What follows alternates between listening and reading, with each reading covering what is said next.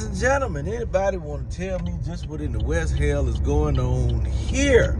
Well, the news broke that the people, the actual family that the movie Blindsided was about, there's some trouble in the water. Yes, it is. Yes, it's down there in Mississippi.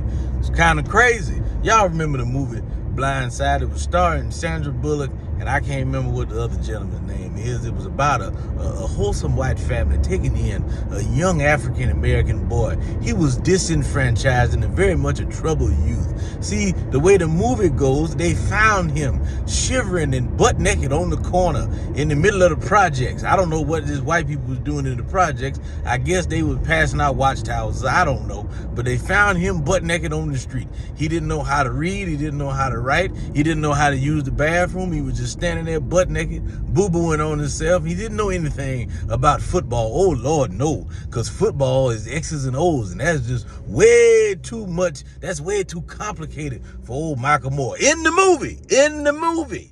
All right, too complicated for Michael Moore to understand X's and O's and plays. So what they did was take him in. They adopted him. So he thought. They adopted him and brought him in to the family, brought him into the house, and they taught him how to read, write, shower. They taught him how to use a knife, a fork, a spoon, and walk upright, and they taught him how to play football. Yes, they taught this young man how to play football. And because they taught him how to play football, he became the greatest football player on earth and went to the NFL. And that was a lie. Michael Orr said it was a lie, but now we know it's a lie. Yes, because he was already going to school. He was eating and walking upright. He knew how to use a knife, fork, a spoon, and he was already playing football. As a matter of fact, the boy was a damn All-American when they found his ass. He was one of the best football players in the land. Okay, so now we get to the part where he thought he had been adopted.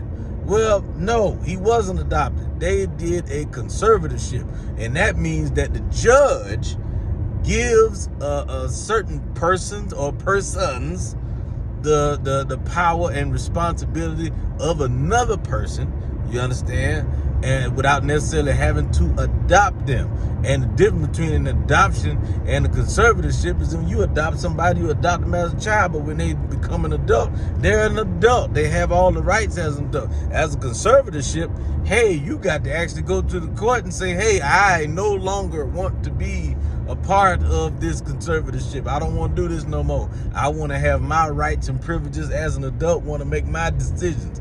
And nobody had done that. They done sent the boy off to the NFL. I don't know what this family done with the boy money, if they did anything at all. Don't want to put nothing on nobody. I don't want to put nothing out there. But I'm just saying, if you have a conservatorship over somebody and you are still in control of their life, basically life managing this person, well, in hell, the money he made from the NFL, ain't no telling what you did with it. And the money from the movie. What about the movie? You understand? They said that they split the money up equally. Well, the movie wasn't about them damn kids they had biologically. It was about Michael Orr's big black ass and him playing football and them being the saviors of his life. He was the center of the whole movie. Him and the white lady, Sandra Bullock's character, they was the center of the whole thing. So when you're playing a lead role or a supporting role, you get more money than everybody else in the background. What happened? I don't know what, maybe they put it in a trust. I don't know. It's kind of weird that a family in Mississippi would try to benefit off of somebody's work and likeness, because a conservatorship means you don't necessarily own yourself.